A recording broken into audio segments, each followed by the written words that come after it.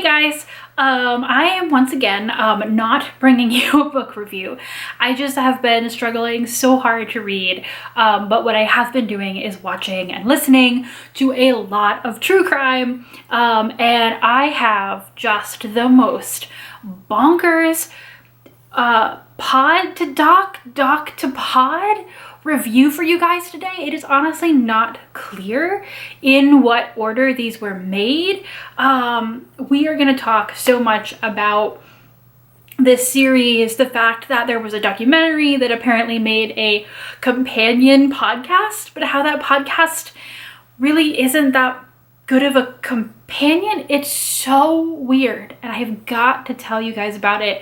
And this entire murder case is just like wilder the farther and farther you get down into it. So we're going to talk about it. So the actual murder case in question, the murders happened in 1970. So this is an old one. The documentary and the podcast were from 2020. So this has been a very, very long ongoing kerfuffle that is even wilder than you might think it is. But in 1970, former Green Beret and Army doctor Jeffrey MacDonald was asleep at home with his family, his pregnant wife, and their 2 young daughters. And by the next morning, only Jeffrey MacDonald was alive, and his pregnant wife and his 2 daughters were brutally murdered. I'm not going to get into the specifics because A, it is quite brutal, and B, there's only so much about the actual murders themselves that will really actually come up in this discussion, because again, it's gonna get weird. So basically, in 1970, Jeffrey MacDonald tells Army officers and the police that a group of like 4 to 5 hippies came in and murdered his family and also attacked and stabbed him. This was quite recently after the Charles Manson murders, which were also just like blowing up the headlines and were really in the public consciousness. So it honestly wasn't like out of left field for MacDonald to say that. At the time, there's an army inquest that does not decide to bring him to trial, and he is not brought to trial for the murders until almost a decade afterward. He is eventually convicted. That conviction will be overturned. He's reconvicted, and at this time he is still currently in prison for those murders, although he continues to profess his innocence. There have been a number of different documentaries and things that have featured this case. I actually first saw a 1-hour special on this case through, I think, a true crime or like investigative series about the Vanity Fair writers actually on HBO Max. The way that I stumbled onto the actual bigger story that is this case that was not covered in Vanity Fair special like at all was through a podcast called Morally Indefensible. This is what I listened to first, and then I did watch the documentary. So I don't know if your feelings might be different if you watch the documentary and then listen to the podcast. But the documentary itself actually was not free to watch. I did have to pay to end up watching all 5 episodes, so I certainly wasn't going to commit to that until after I'd listened to the podcast, and if I thought that a review like this would be worth doing. One of the things that really, really struck me about Morally Indefensible is that yes, it is about Jeffrey MacDonald and it is about the crime, but it's more about ethics in true crime. So after Jeffrey MacDonald is convicted or is brought to trial the first time, he decides that he needs some way to get his story, his version of events out there into the world. And he contacts a very famous and well-known writer at the time, investigative writer, Joe McGinnis. And he enters into a contract with Joe that Joe will write the story of Jeffrey MacDonald's life. Joe will have free access to the defense trial. He is in the courtroom every single day. He's in the frat house that the defense team actually rents out. So they're all there. Jeffrey, like all of it is there. He is completely embedded in Jeffrey's life and the entire prior to the trial and then when the trial is happening. That trial does end up convicting Jeffrey, and while Jeffrey is in prison, Joe writes to him and says, hey, like, you need to answer these questions. Can you send me videotapes or audio tapes? While Joe McGinnis really does seem to begin this project believing that Jeffrey MacDonald is innocent, through his research and indeed the materials that he's able to access because of his friendship with Jeffrey, he's able to find some things that weren't even brought up at that first trial. And it actually leads him to more firmly believe that MacDonald did kill his wife and children.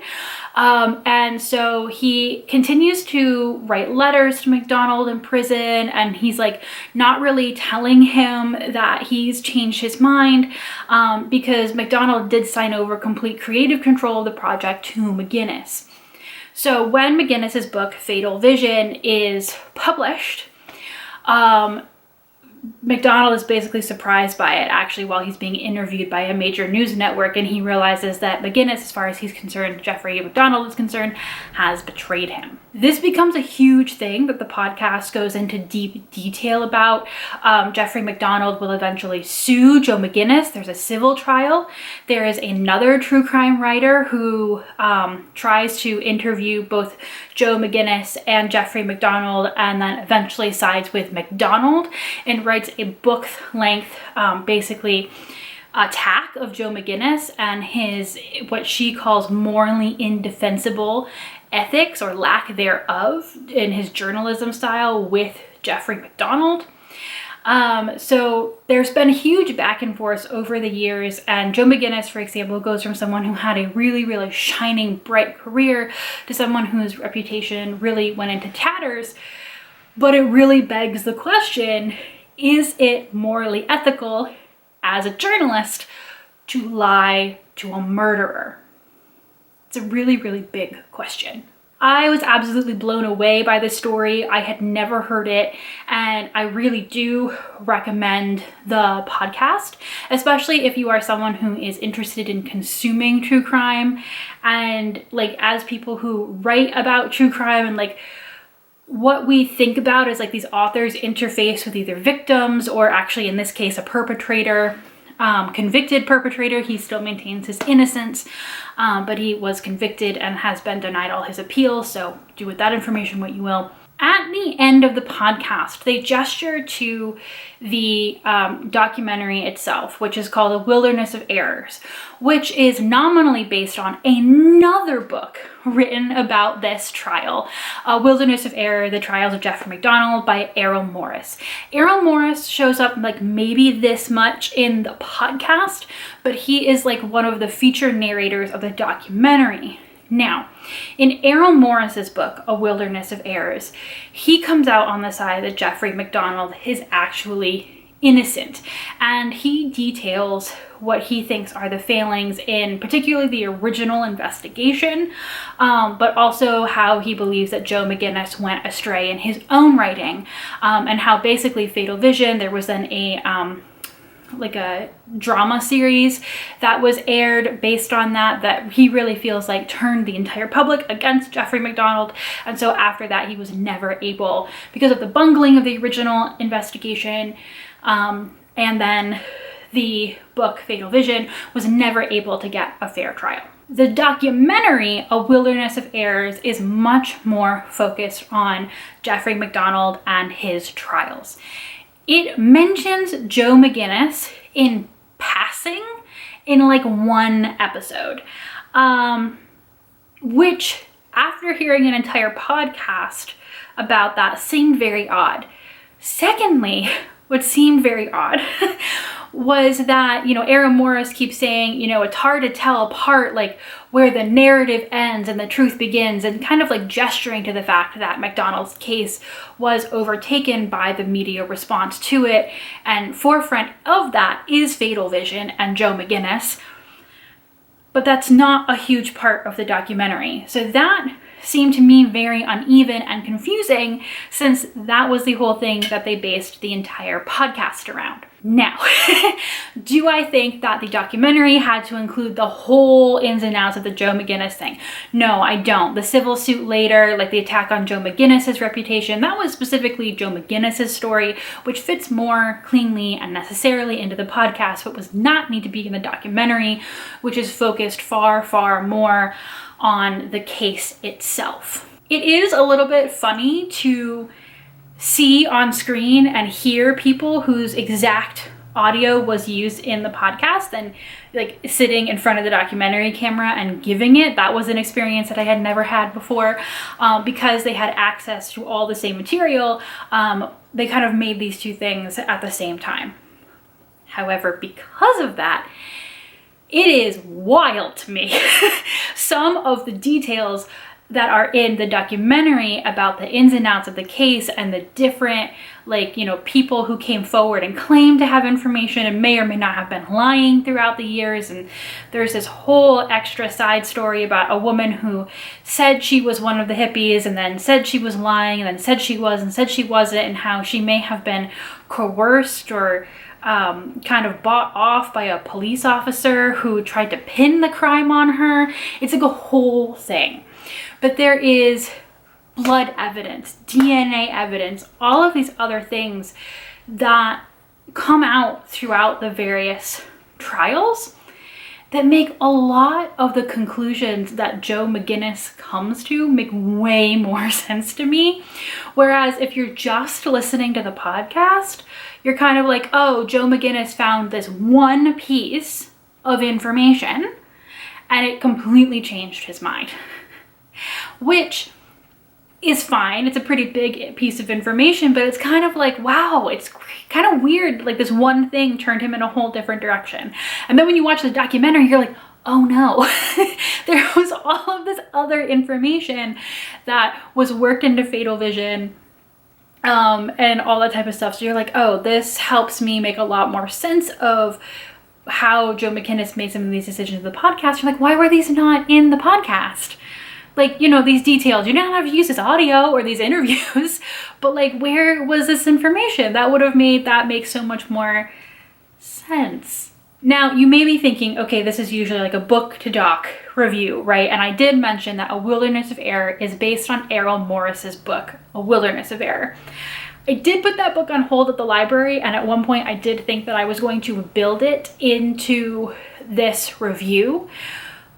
But I think what's interesting is that even though the documentary is based on Errol Morris's book, and he's obviously very involved in the production, I do not think that the documentary, A Wilderness of Errors, agrees with what Errol Morris seems to be saying, which is that Joe McGinnis got it wrong and that, Jeffrey MacDonald deserves more benefit of the doubt that he's been given, especially in light of new DNA evidence and blood evidence that has come out in a number of his trials and then appeals. I decided not to read the book because the documentary actually is able to provide information that Morris didn't have when he was writing, because he finished it right around the time of like this kind of new appeal that unleashed a whole bunch of new evidence, so it wouldn't have that in it. I came away from this technically companion documentary and podcast with a really strange sensation, which is that you do not get the entire story by listening or watching either one.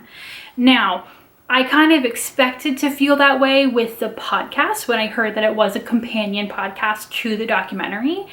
I kind of figured that they would just be maybe doing a deep dive into one part of it that didn't fit or stuff like that, but I did expect more of a fuller picture from the documentary itself. And I really did feel like a lot of the things that were made a big deal of and are very interesting about this case, about the media attention, the ethics, the things that Jeffrey MacDonald was trying to do to prove his innocence, and indeed the reason that Joe McGinnis finds that like seems to have instigated the crime, because that's been a big question for a lot of people, is why. And Joe McGinnis has been the only person to really identify maybe a why of why it happened. For that to not be a big part of the documentary, because I feel like at the end of the documentary, had I not, you know, really listened to the podcast, while I would have maybe agreed with the blood evidence, the DNA evidence, all this physical evidence that they have, I still also would have been left with a question as to why, because there did not seem to be any reason for this crime to have been committed.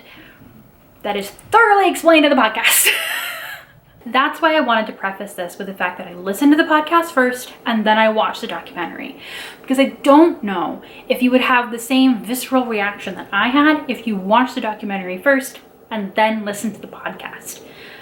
I don't know, and I can't know because I can't unknow all this information and listen or watch them both for the first time again. But usually when I do these reviews, I come out on the side of like, you know, one of these is better than the other. Like, here's what this leaves out, but it's still like really good. And in a rare case, like You'll Be Gone in the Dark, I say you have to read and watch both of them because they're just amazing. But like, this is one really where I'm just left really confused at the end. Like, I'm glad that I listened and watched both of them. I think that there's a lot of different facets to this case that speak to, you know, the justice system, the rolling nature of how we deal with evidence, right? And how those things have changed, but also true crime ethics. How do we talk about this? How do we deal with this kind of stuff in the media, which has really only gotten worse since, you know, this whole thing has originally happened. And we're still talking about it in, you know, what this came out and again in like 2020.